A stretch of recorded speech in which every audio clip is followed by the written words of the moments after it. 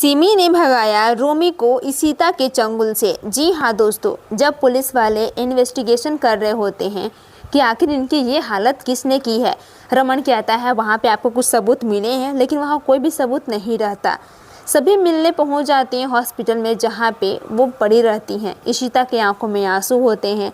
सभी घर वाले इंतज़ार कर रहे होते हैं कि कब इनकी आँख खुले और वो मेन मुजरिम पकड़ा जाए। जब रमन की आई वहाँ पे खड़ा रहती हैं और वो सब देख रही होती हैं, तभी वहाँ पे एक नर्स आती है और कहती है कि प्लीज़ आप लोग एक एक करके मिलिए, अगर डॉक्टर साहब ने ये देख लिया ना तो वो बहुत गुस्सा करेंगे। सभी की निगाहें बस उनकी तरफ रहती है कब उनको होश आए। तभी भल्ला बोलते हैं कि इशिता तुम रहो। इशिता और रमन की आई दोनों को ही वहाँ पे बैठे हुए रहते हैं, जहाँ पे रमन की आई उसे बहुत कुछ भला बुरा सुनाते और कहते हैं ओए मद्रासन उठ, अगर तूने नहीं उठा ना तो मैं रूही को अपने हाथों से चिकन मटन बनाकर खिला दूंगी और मैं तेरी बेटी पे बहुत जुल्म करूंगी। वैसे तो तू बहुत ज़्यादा चिड़चिड़ करती है, पर अभी तू सोई क्यों है? उठ ना, तेरे बिना तो मुझे बिल्कुल भी चैन नहीं आता। इशिता कहती है मम्मी जी वो नहीं उठेंगी, उन्हें कुछ सुनाई नहीं दे रहा है। कहती है चुप रहा मद्रासन, अभी देख, अभी तो तू शांत रहती है ना, मुझे बहुत गुस्सा आता है और जब भी तू बोलती है ना मुझे बहुत अच्छा लगता है, सो प्लीज़ तू ऐसा मत कर। जब नर्स कहती है कि वो आपकी आवाज़ नहीं सुन रही है तो वो नर्स को भी डांट देती है। इशिता भी मना करती है पर वो इशिता की बात नहीं मानती और कहती हैं देख मद्रासन, हम पंजाबी ना नाच नाच की तरह भंगड़ा पाला कर देना है, तो प्लीज़ जल्दी से उठ और नाच। देख तेरी इशिता तेरी बेटी कितनी रो रही है, उसकी आंखों में तेरे लिए आंसू है। तू समझ रही है मैं क्या कहना चाह रही हूँ ना? अगर तू नहीं उठी ना तो मैं इसके हाथों से चिकन मटन बनवा कर मैं खाऊंगी, देख लेना। रमन की आई की आंखों में आंसू होते हैं पर वो कुछ भी रिस्पॉन्स नहीं करती। तभी उन्हें समझ में आता है और रमन की आई कहती है कि रुक, अभी तू नहीं सुधरेगी, अब मैं तेरे को बताती हूँ बढ़िया से क्या करने वाली है। इधर रूही और शिबा बहुत दोनों मतलब परेशान है और कहते हैं मुझे ना मिलने जाना है, प्लीज़ आका बोलो ना, मैं आऊँगी मासी। वो मना कर देती और कहती हैं छोटे बच्चों को अलाउ नहीं है हॉस्पिटल में आना, सो प्लीज़ आप घर पे रहिए और वहीं से उनके लिए प्रे कीजिए, ठीक है? आप हमेशा दोनों खुश रहो। इधर इशिता इंतज़ार कर रही होती है अपनी आई के कि कब मेरी आई उठकर बोले कि हाँ इशू मैं ठीक हूँ, मुझे कुछ नहीं हुआ है। इधर पंजाबी कुड़ी बहुत ज़्यादा चिक चिक करती है जिससे कि मद्रासन का नींद खुल जाए और वो देखने लगे। तभी अचानक से उसके हाथों में हल्की सी झलक दिखती है और यह देखकर सही बहुत खुश होते और कहते हैं माँ देखो ना, इनको ना होश आना शुरू हो रहा है, हल्का फुल्का होश आ रहा है। फिर वो धीरे धीरे अपनी आईज़ धीरे धीरे खोलती है तो वो इशिता के चेहरे पे स्माइल आ जाता है कि माँ अम्मा ठीक है, तुम ठीक हो अम्मा। फिर वहाँ से डॉक्टर सब आते हैं और कहते हैं कि ये तो चमत्कार हो गया। इधर पंजाबन की आंखों में आंसू होते हैं और कहती है देखिए ना इधर, ये तो ठीक हो रही हैं, बहुत जल्द ठीक हो जाएंगी। तभी वो बोलते हैं कि शायद हो सकता है ये आपसे कुछ कहने वाले हैं, लेकिन वो कह नहीं पा रही हैं। डॉक्टर साहब भी संकेत देते हैं और कहते हैं कि ये बहुत जल्द ठीक हो जाएंगी। फिर रमन भी वहाँ पे पहुँच जाता है। फिर इशिता कहती है आई आप क्या बोलना चाह रहे हो, बोलो, आप ठीक हो ना? तो फिर यहाँ पे रमन भी कहता है कि हाँ हम तो अच्छा है, आई को होश आ रहा है। लेकिन जैसे ही इशिता की आई मुंह खोलती है उनके मुंह से रोमी का नाम आता है। इशिता समझ जाती है कि हो ना हो इस केस से कहीं ना कहीं रोमी का ताल्लुकात है। फिर मद्रासन जो होती है वो नहीं उठती। फिर पंजाबन सिमी को कॉल करती है और कहती है सिमी देख, अगर ही मुझे ये बात पता चल गया कि इसमें रोमी का हाथ है तो मद्रासन के लिए तो देख लेना मैं उसका क्या हश्र करूँगी। और वो बहुत डर जाती है और कहती है तू जल्दी से उसे कॉल लगा रोमी को और बोल कि वो कहाँ है और सच में इसके पीछे कोई उसका हाथ तो नहीं है। इधर इशिता कहती है कि आखिर अम्मा ने रोमी का नाम क्यों लिया होगा। सिमी रोमी को फ़ोन करती है और दूसरी तरफ कहती है कि रोमी तू जहाँ कहीं भी हो प्लीज़ जल्दी से घर आ जा, मुझे तेरे से बात करनी है। फिर डॉक्टर साहब कहते हैं कि इसलिए इनके मुंह पे रोमी का नाम आया, हो सकता है कि इनके एक्सीडेंट में किसी न किसी के कोई भी इंसान के सबूत मिले होंगे, तभी तो इन्हें रोमी का नाम याद आ रहा है। डॉक्टर के कहे अनुसार इशिता समझ जाती है कि मुझे इसका पता लगाना होगा चाहे कुछ भी हो जाए।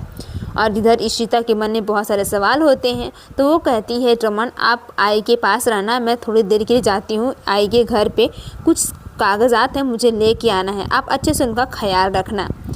इधर रमन ही मन में कहता है कि आखिर रोमी का नाम क्यों लिया होगा आई ने। इशिता समझ जाती है और कहती है मुझे जाना है।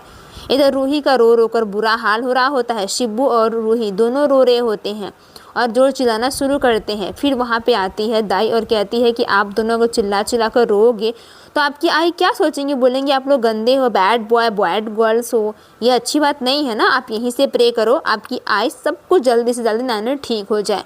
इशिता पहुंच जाती है आई के घर पे वो कागज़ वगैरह देखने के लिए। तभी उसकी नज़र पड़ जाती है रोमी पे, जहाँ रोमी वाइट वाली कार पे खड़ा रहता है। इशिता को बिना कुछ कहे देर समझे रमन की बातें याद आती है कि रमन ने कहा था कि वाइट कार थी और जल्दबाजी में निकल गई थी। फिर अपनी आई की कहे अनुसार वो बातें याद आती है। इशिता पहुंच जाती है रोमी के पास और कहती है कि रोमी ये तुम क्या कर रहे हो, तुम्हें क्या लगता है तुम इस केस से भाग जाओगे, कोई तुम्हें यकीन नहीं करेगा। तुम समझ में आता है, तुमने बोला था ना, लंबी लंबी लाइन मारी थी ना कि आपको अपने देवर या फिर अपने जीजू किस पे भरोसा है, तो मैंने बोला था मुझे अपने जीजू पर नहीं बल्कि देवर पे भरोसा है, क्योंकि मुझे ये बात पता था कि जीजू को कहीं सच्चाई पता है लेकिन मेरे देवर को पता ही नहीं है। लेकिन ये क्या, तुमने मेरे भरोसे को तोड़ दिया, तुम्हें अंदाज़ा भी है तुमने क्या किए हो। और ये बताओ तुम्हारी कार नहीं, तुम्हारे दोस्त का कार है ना, तो तुम्हें क्यों मिली थी और तुम यहाँ पे कर क्या, तुम कहाँ थे मुझे ये बता। कहीं तुमने ऐसा तो नहीं कि तुमने दोस्त से कार मांगी, अकेले तुम कार में आए, वहाँ से मेरी आई को धक्का ये दिया, उसके बाद तुम वहाँ से निकल गए।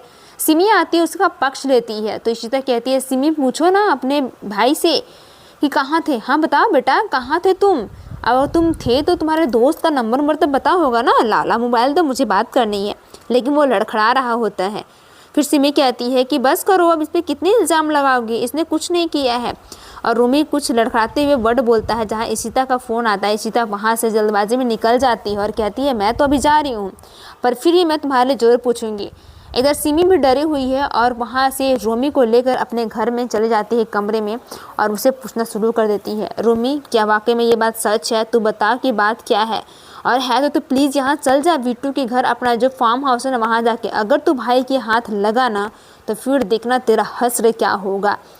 फिर रोमी वहाँ पे कुछ नहीं बोलता है और डर के मारे सिमी से बिना कुछ बताए वहाँ से घर से निकल जाता है अपने दोस्त के पास, ताकि उसका भाई रमन उसे ढूंढ नहीं पाए। इधर जब इशिता के बाबा पूछते हैं कि कितने खर्च हो रहे हैं तो डैड साफ साफ मना कर देते हैं और कहते हैं जाइए जाकर काउंटर पे पूछ लीजिएगा कि इनके लिए कितने खर्चे पड़ रहे हैं।